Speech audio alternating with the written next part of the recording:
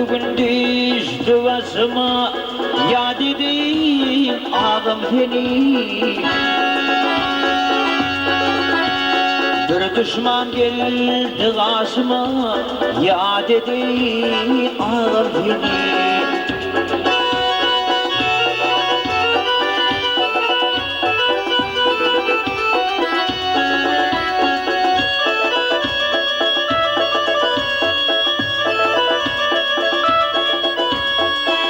Düşman gelir oldu, canı yoklar kalır oldu.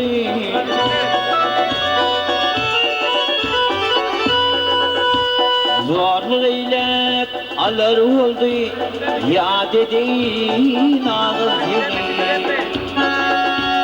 Zorluk eylep alır oldu, ya dediğin ağır seni.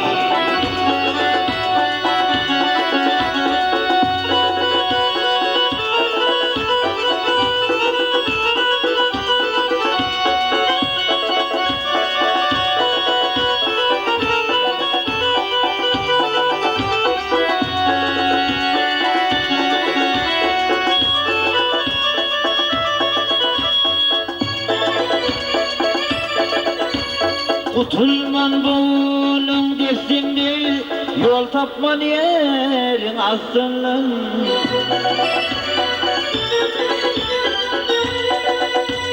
Harayı görmedim dostumdan, ya dediğin ağam seni. Harayı görmedim dostumdan, ya dediğin ağam seni.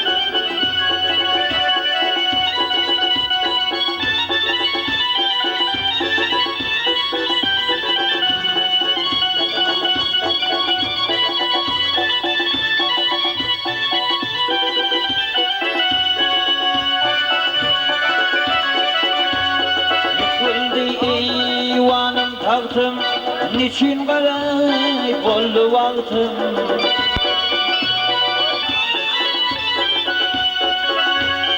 Ay sultan değil ölür vaktim, ya dediğin ağam seni.